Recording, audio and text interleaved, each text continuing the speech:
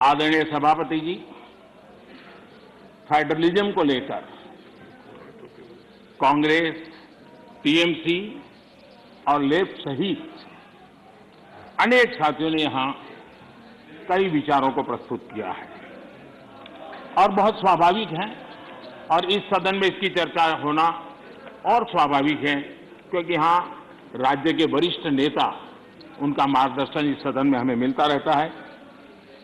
लेकिन जब ये बात करते हैं तब मैं आज सबसे आग्रह करूंगा कि हम फेडरलिज्म के संबंध में हमारे जो कुछ भी विचार हैं कभी बाबा साहब आंबेडकर को जरूर पढ़ें, बाबा साहब आंबेडकर की बातों का स्मरण करें।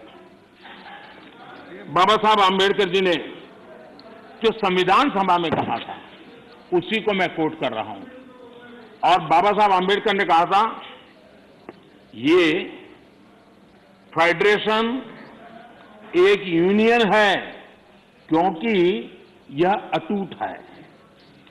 प्रशासनिक सुविधा हेतु देश और लोगों को विभिन्न राज्यों में विभाजित किया जा सकता है। प्रशासन के लिए विभिन्न राज्यों में विभाजित किया जा सकता है, लेकिन देश अभिन्न रूप से एक है। उन्होंने एडमिनिस्ट्रेटिव व्यवस्थाएं और नेशन की कल्पना को स्पष्ट किया है और ये बाबा साहब आंबेडकर ने संविधान सभा में कहा है। मैं समझता हूं फेडरलिज्म को समझने के लिए बाबा साहब आंबेडकर के इतने गहन विचारों से अधिक मैं समझता हूं कि मार्गदर्शन के लिए किसी बात की जरूरत है। लेकिन विशेषता ये है, क्या हुआ है हमारे देश में? फेडरलिज्म के इतने बड़े बड़े भाषण दिए जाते हैं, इतने उपदेश दिए जाते हैं, हम क्या वो दिन भूल गए जब एयरपोर्ट पर जरा जरा सी बातों के लिए मुख्यमंत्री हटा दिए जाते थे? आंध्र प्रदेश के पूर्व मुख्यमंत्री टी अंजय जी के साथ क्या हुआ था, इस सदन के अनेक नेता अच्छी तरह जानते हैं। प्रधानमंत्री के बेटे को एयरपोर्ट पर उनका प्रबंध पसंद नहीं आया तो उनको बर्खास्त कर दिया। इसने आंध्र प्रदेश के करोड़ों लोगों की भावनाओं को आहत किया था। इसी प्रकार कर्नाटका के लोकप्रिय मुख्यमंत्री वीरेंद्र पाटिल जी को भी अपमानित करके पद से हटाया गया था, वो तब जब वो बीमार थे। हमारी सोच कांग्रेस की तरह संकीर्ण नहीं है। हम संकीर्ण सोच के साथ काम करने वाले लोग नहीं हैं। हमारी सोच में राष्ट्रीय लक्ष्यों, राष्ट्रीय टारगेट्स और रीजनल एस्पिरेशंस, उसके बीच में हम कोई कॉन्फ्लिक्ट नहीं देखते हैं। हम मानते हैं कि रीजनल एस्पिरेशंस को उतने ही इज्जत के साथ एड्रेस करना चाहिए, समस्याओं का समाधान करना चाहिए। और भारत की प्रगति भी तब होगी जब देश विकास को ध्यान में रखते हुए रीजनल एस्पिरेशंस को एड्रेस करें। ये दायित्व बनता है। जब हम इस बात को कहते हैं देश को आगे बढ़ाना, लेकिन इसकी ये भी शर्त है कि जब राज्य प्रगति करते हैं तब देश की तरक्की होती है। राज्य प्रगति न करे और देश की तरक्की के लिए हम सोचे तो हो नहीं सकता है। और इसलिए पहली शर्त है राज्य प्रगति करे तब देश की तरक्की होती है। और जब देश की तरक्की होती है, देश समृद्ध होता है, देश के अंदर समृद्धि आती है तो समृद्धि राज्यों में पर्कोलेट होती है और इसके कारण देश समृद्ध बनता है। इस सोच के साथ हम चलते हैं। और मैं तो जानता हूं, मैं गुजरात में था, मुझ पर क्या क्या जुल्म हुए हैं दिल्ली सरकार के द्वारा, इतिहास गवाह है। क्या कुछ नहीं हुआ मेरे साथ, गुजरात के साथ क्या क्या क्या नहीं हुआ।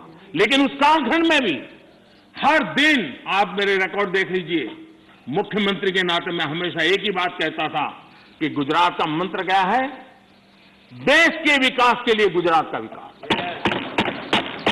हमेशा दिल्ली में किसकी सरकार है सोच करके नहीं करते थे, देश के विकास के लिए गुजरात का विकास। और यही फेडरलिज्म में हम सबका दायित्व यही बनता है कि हम देश के विकास के लिए अपने राज्यों का विकास करेंगे, ताकि दोनों मिलकर के देश को नई ऊंचाई पर ले जाएंगे। और यही तरीका सही तरीका है, उसी रास्ते पर चलना हमारे लिए जरूरी है। और ये बहुत दुखद है, जिनको दशकों तक सरकार चलाने का मौका मिला और उन्होंने राज्यों के साथ कैसे कैसे दमन किए थे। सब यहां बैठे हैं, भुक्तभोगी लोग बैठे हुए हैं, कैसे कैसे दमन किया था। करीब करीब 100 बार राष्ट्रपति शासन ला करके राज्य सरकार, चुनी हुई राज्य सरकारों को उखाड़ के फेंक दिया गया। आप किस मुंह से बातें कर रहे हो? और इसलिए लोकतंत्र का भी आपने सम्मान किया। और वो कौन प्रधानमंत्री है जिसने अपने कालखंड में 50 सरकारों को उखाड़ के फेंक दिया था, राज्य की 50 सरकारों को। आदरणीय सभापति जी, इन सारे विषयों के जवाब हर हिंदुस्तानी जानता है और उसी की सजा आज उनको भुगतनी पड़ रही है। देश उनको स्वीकार कर लेता है। आदरणीय सभापति जी, कांग्रेस के हाईकमांड जो है, उनकी नीति 3 प्रकार से कामों को लेकर के चलती है। एक, पहले डिस्क्रेडिट करो, फिर डिस्टेबलाइज करो और फिर डिसमिस करो। इसी तरीके से अविश्वास पैदा करो, अस्थिर करो और फिर बर्खास्त करो। इन्हीं बातों को लेकर के चले हैं। आप जरा बताइए आदरणीय सभापति जी, मैं आज कहना चाहता हूं कि फारूक अब्दुल्ला जी की सरकार को किसने अस्थिर किया था? चौधरी देवीलाल जी की सरकार को किसने अस्थिर किया था? चौधरी चरण सिंह जी की सरकार को किसने अस्थिर किया था? पंजाब में सरदार बादल की सरकार के किसने बर्खास्त किया था? महाराष्ट्र में बाला साहब ठाकरे को बदनाम करने के लिए किसने डरते टिक्स का उपयोग किया था? कर्नाटका में रामकृष्ण हेगड़े और एसआर बोम्बई की सरकार को किसने गिराया था? 50 के दशक में केरला की चुनी हुई कम्युनिस्ट सरकार को किसने गिराया था? उस कालखंड में 50 साल पहले तमिलनाडु में इमरजेंसी के दौरान करुणानिधि जी की सरकार को किसने गिराया था? 1980 में एमजीआर की सरकार को किसने डिसमिस किया था? आंध्र प्रदेश में किसने एनटीआर की सरकार को अस्थिर करने की कोशिश की थी, और वो भी जब वो बीमार थे? वो कौन सा दल है जिसने मुलायम सिंह जी यादव जी को सिर्फ इसलिए तंग किया था क्योंकि मुलायम सिंह जी केंद्र की बातों के साथ सहमत नहीं होते थे?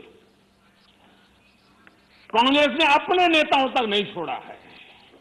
आंध्र प्रदेश में कांग्रेस सरकार अहम भूमिका निभाई, उसके साथ क्या किया? जिस केंद्र ने यहां सत्ता में बैठने के लिए उनको मौका दिया था, उनके साथ क्या किया? उन्होंने बहुत शर्मनाक तरीके से आंध्र प्रदेश का विभाजन किया। माइक बंद कर दिए गए, मिर्ची स्प्रे की गई, कोई डिस्कशन नहीं हुई। क्या यह तरीका ठीक था क्या?